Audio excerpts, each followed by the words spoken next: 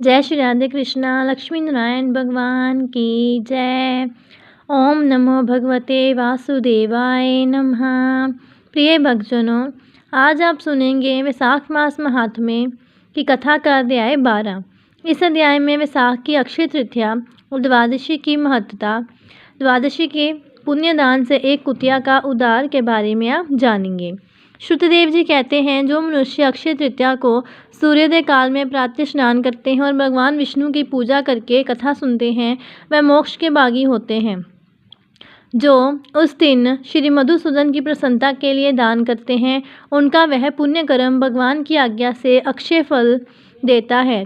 वैशाख मास की पवित्र तिथियों में शुक्ल पक्ष की द्वादशी समस्त पाप राशि का विनाश करने वाली है। शुक्ल द्वादशी को योग्य पात्र के लिए जो अन्न दिया जाता है, उसके एक एक दाने में कोटि कोटि ब्राह्मण भोजन का पुण्य होता है। शुक्ल पक्ष की एकादशी तिथि में जो भगवान विष्णु की प्रसन्नता के लिए जागरण करता है, वह जीवन मुक्त होता है। जो वैशाख की द्वादशी तिथि को तुलसी के कोमल दलों से भगवान विष्णु की पूजा करता है, वह समूचे कुल का उद्धार करके वैकुंठ लोक का अधिपति होता है। जो मनुष्य त्रयोदशी तिथि को दूध, दही, शक्कर, घी और शुद्ध मधु, इन 5 द्रव्यों से भगवान विष्णु की प्रसन्नता के लिए उनकी पूजा करता है, तथा जो पंचामृत से भक्तिपूर्वक श्री हरि को स्नान कराता है, वह संपूर्ण कुल का उद्धार करके भगवान विष्णु के लोक में प्रतिष्ठित होता है।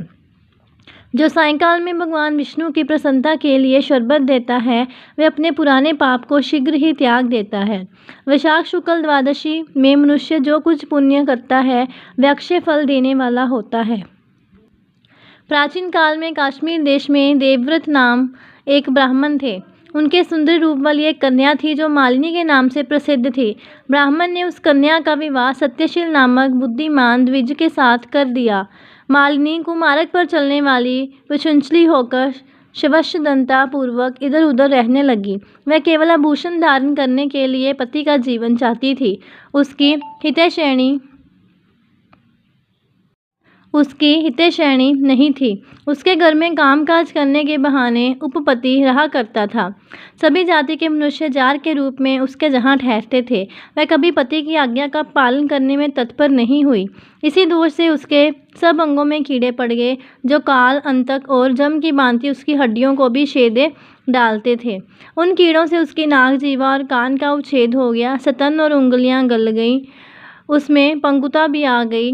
इन सब क्लेशों से मृत्यु को प्राप्त होकर वह नरक की यातनाएं भोगने लगी। 1,50,000 वर्षों तक वह तांबे के बांड में रखकर जलाई गई।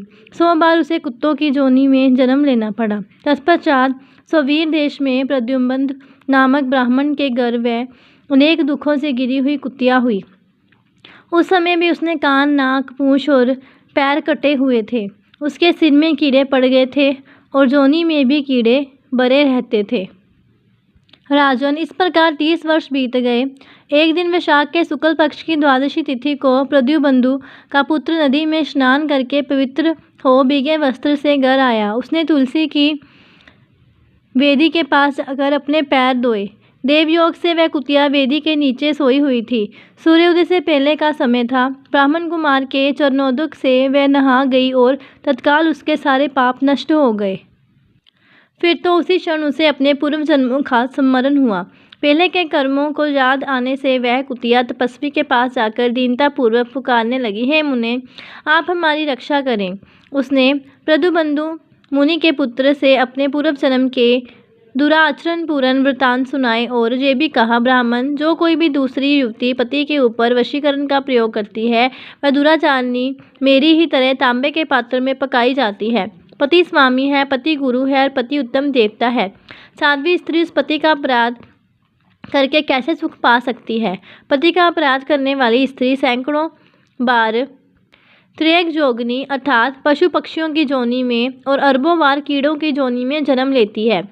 इसीलिए स्त्रियों को सदैव अपने पति की आज्ञा का पालन करना चाहिए। ब्राह्मण, आज मैं आपकी दृष्टि के सम्मुख आई हूँ।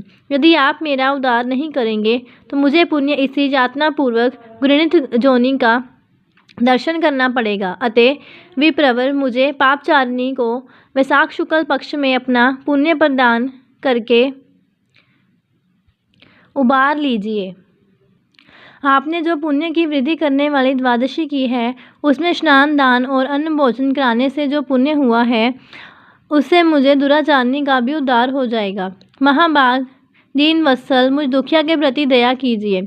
आपके स्वामी जगदीश्वर दीनों के रक्षक हैं, उनके भक्त भी उन्हीं के समान होते हैं। दीन वत्सल, मैं आपके दरवाजे पर रहने वाली कुतिया हूँ। मुझ दीना के प्रति दया कीजिए, मेरा उद्धार कीजिए। अंतर में मैं आप द्विजेंद्र को नमस्कार करती हूँ।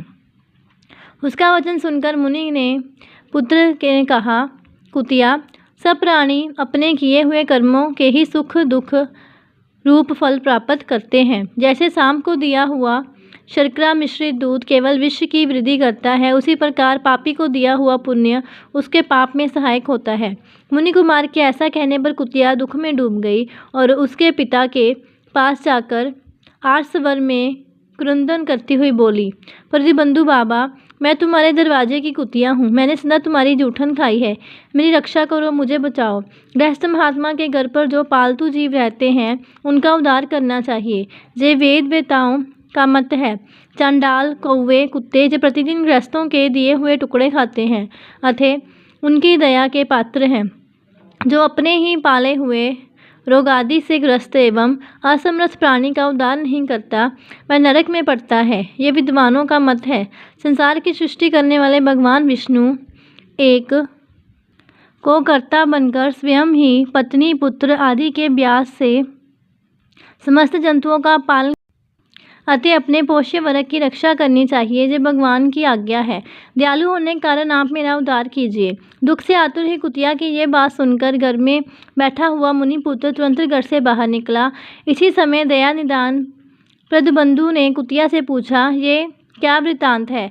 तब पुत्र ने सब समाचार कह सुनाया। उसे सुनकर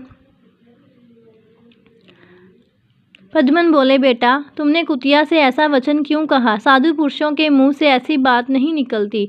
बस देखो तो सब लोग दूसरों का उपकार करने के लिए उद्यत रहते हैं। चंद्रमा, सूर्य, वायु, रात्रि, अग्नि, जल, चंदन, वृक्ष और साधु पुरुष सदा दूसरों की भलाई में लगे रहते हैं। दैत्यों को महाबली जानकर महर्षि दधीचि ने देवताओं का उपकार करने के लिए दयापूर्वक उन्हें अपने शरीर की हड्डी दे दी थी। महाभाग पूर्व काल में राजा शिवी ने कबूतर के प्राण बचाने के लिए भूखे बाज को अपने शरीर का मांस दे दिया था।